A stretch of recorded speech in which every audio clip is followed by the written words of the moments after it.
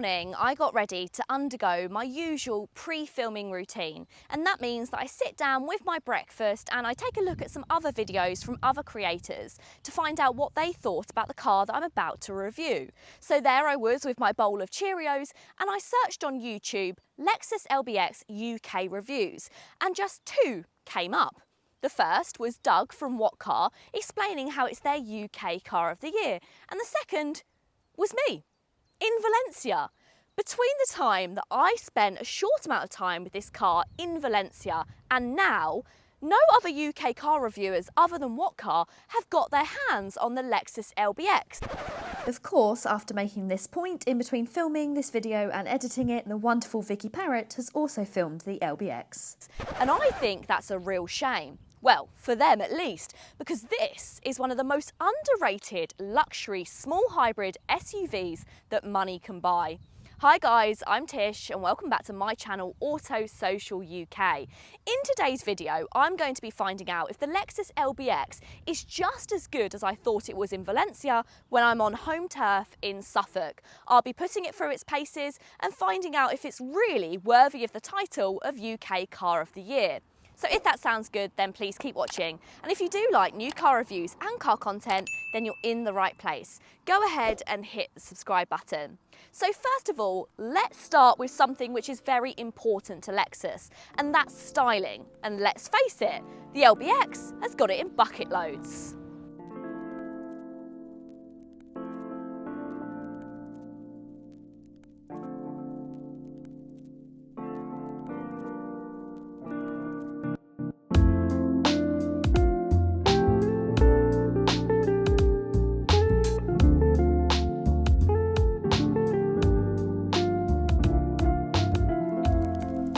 We have to talk about this colour.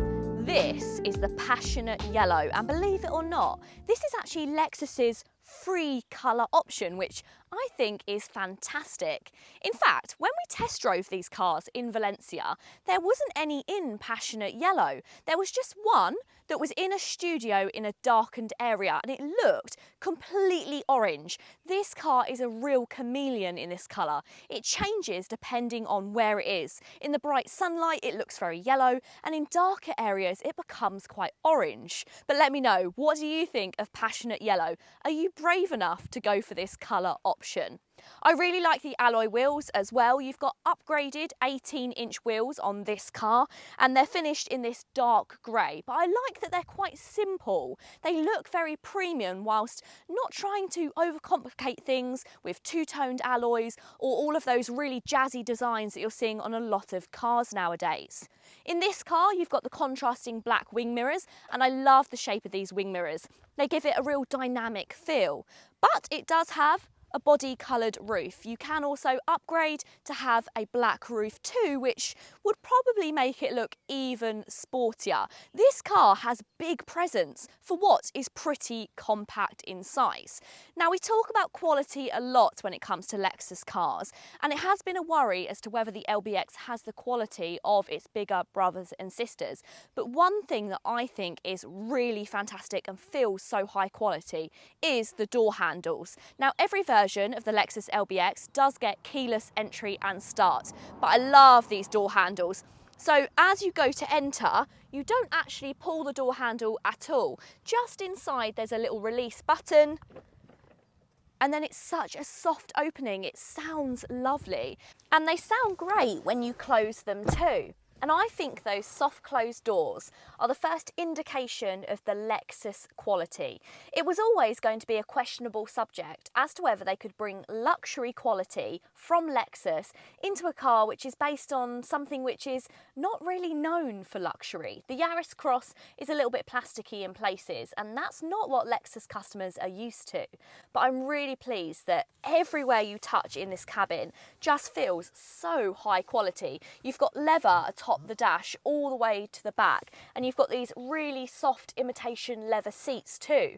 I actually thought these were genuine leather because that's kind of a Lexus thing, but I found out these are imitation, which I'm pleased about because I like that there's no animal products, but they don't feel like a compromise. They're still really soft and high quality. I also love the driving position as well. This gives the Lexus LBX a sporty feel. You're almost tunnelled in behind this Lexus steering wheel. There's lots of movement in the seats, which are electric if you go for some of the higher spec models, and you've also got adjustments for reach and height in the steering wheel as well. I actually really like this touchscreen, so it does take a little while to get used to, because rather than being a little bit higher up, it doesn't impede your view, but it does mean it's a bit further down and you find yourself glancing slightly off of the road. But the good news is, when you've got your satellite navigation set, it comes up in front of you on your digital dashboard and also on your head-up display. So you shouldn't need to glance down too much. You also have physical buttons for some of your climate control systems, and then you've got some functions for your climate control set at all times at the bottom, including your heated steering wheel and heated seats, which I think are great. You've also got some shortcut buttons here to your climate and also to your sub menus. Now, I really like these sub menus. You can customize these to have the things that you frequently use. So here under frequently used, I've got my lane departure warning, so I can turn that straight off. Now, if I slide across, it will continue to have other settings I use often and that the car thinks that I may need to turn off. For instance, a few swipes across and you'll find a lot of your safety systems. So if you want to turn off those road sign assists, you can do that here, and you can find that quite quickly with just a few presses and swipes. It would have been better with an actual physical button, but I like that they've added in these quick functions. Apple CarPlay and Android Auto is standard. Now, it's wireless for Apple CarPlay, but wired if you go for Android Auto, which is a bit of a shame, but hopefully in a while they'll give it a bit of an upgrade which will make that wireless as well, because it's clearly set up for it. To help with tight manoeuvres, all versions come with front and rear parking sensors and a reversing camera. Range-topping Takumi models and the original edition add a 360-degree bird's-eye view camera, and I especially appreciate it featuring a colour-coded car. I've also got wireless charging. Now, this is one of the things that I didn't like when I drove this car in Valencia. I thought that it was very silly that you couldn't put your phone all the way in, and I thought that that would just slide around. But on this wireless charging pad, they've made it in a really grabby material, and that means that when you pop your phone in there, it doesn't slide around. This is one of the best that I've found where it doesn't move from side to side, it kind of stays put. You've got this centre console with a little bit of storage underneath, and then you've got one cup holder up front, and then you can slide this armrest back and it reveals another cup holder, or lift it up and there's some storage under there as well. I really like that. I also love the fact that there is so many charge points. We have got 2 charge points here, we've got a further one down here, a 12-volt charger, and you've got 2 further more charge points in the back, which I think is fantastic for a modern day car, and they're all USB-C, so they're very quick chargers as well. The Lexus LBX is equipped with a 1.5-litre 3-cylinder self-charging hybrid system, similar to the Yaris Cross. However, the LBX has a higher total output of 134 brake horsepower, compared to the Yaris's 114. It can be had in either front-wheel drive or all-wheel drive versions.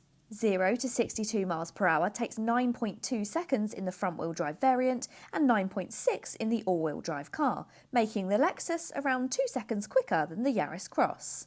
Lexus has invested significant time and resources into perfecting the LBX. For instance, the engine has been enhanced with a balancer shaft to reduce vibrations. Despite the CVT automatic gearbox causing the engine revs to increase when accelerating forcefully, the resulting noise is remarkably subdued. In fact, it's much quieter compared to the Toyota Yaris Crosses and the CHRs. But the thing is, you can change that engine as much as possible. You can tweak and refine it, and it's still a pretty small engine by Lexus standards, and that's the key here. If you compare this car to existing Lexuses, you may be a little bit disappointed because sure, it doesn't have the really impressive refinement that you get from a lot of models, but this offers something new to the range. It offers a new entry point for those who want their fuel economy to be the key to their driving.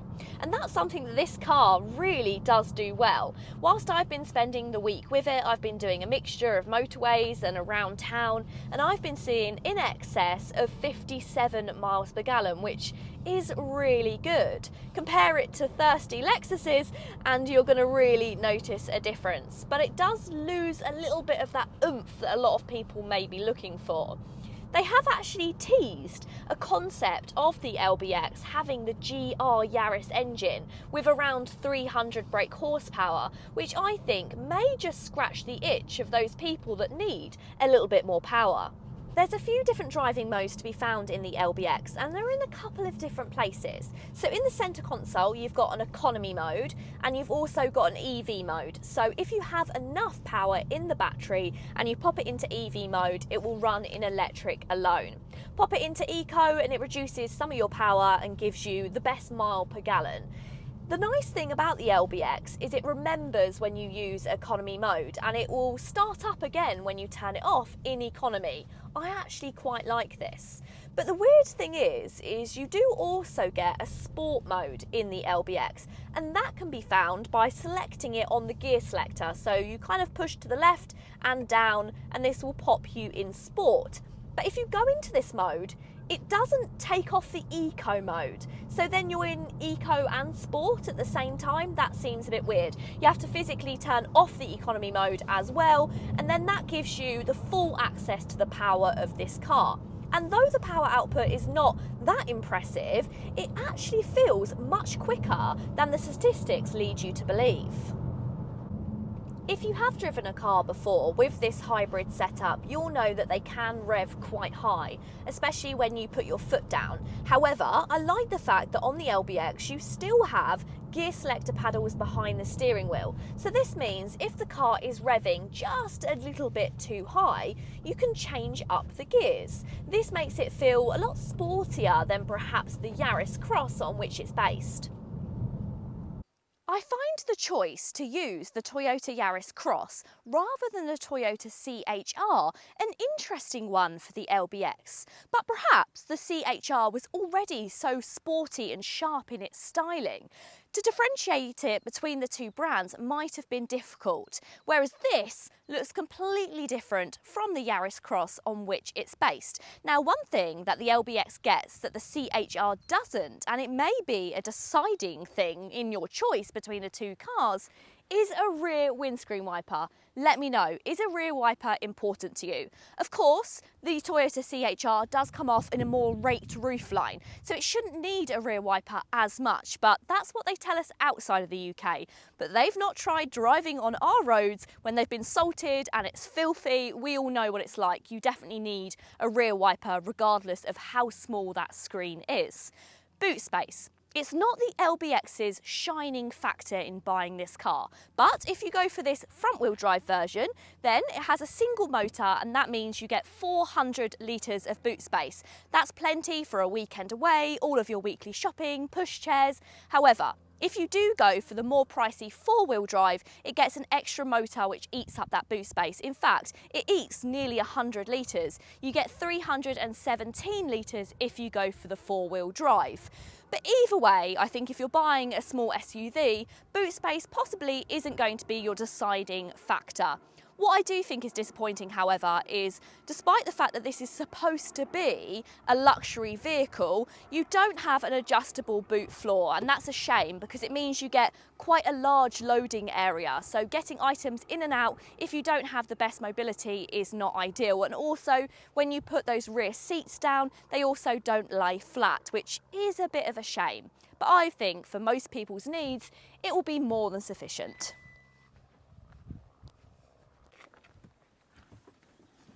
Rear space is just okay. I don't have the most amount of headroom and I don't have the most amount of legroom, but what I do like is there's quite a big space to tuck your feet underneath the seats in front, so that kind of makes you a bit more comfortable. You're not fighting for feet room. And also the middle seat passenger, the transmission tunnel is quite low, so again you're not going to be fighting for feet space, although this centre console comes quite far back, so knee room's not going to be great. Really, in here it's best for children children rather than adults. But it feels high quality, everything's really soft, it's got the same quality as the front of the car, and I also love that you've got the really nice button release doors as well. And don't worry, they're really hot on their child locks, so they're set all times, so they won't be able to press the button and open it when moving along. I've got 2 USB-C charge points, and I have got some space in the doors to put bottles of water, which is better than in the Jeep Avenger, but it just would have been nice if there had been a pull-down centre armrest with some extra cup holders, because you do get that if you go for the Yaris Cross. If you ask my honest opinion, all new cars are way too expensive nowadays, and don't even get me started on electric cars.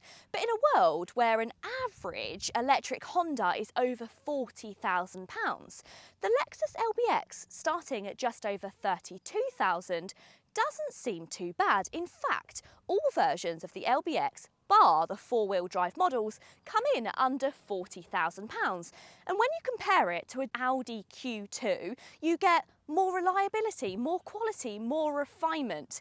The only thing that I think this car is missing is a more powerful option. So fingers crossed we get that engine out of the GR Yaris. But if you want a car which is going to turn heads and save money at the fuel pump, I don't think you can go far wrong with the LBX. But let me know, what do you think of the Lexus LBX? Pop it in the comments down below. I really hope you have enjoyed the video. If you have, go ahead and give it a big thumbs up. And if you want to see more, hit the subscribe button. Until next time, guys. See you later.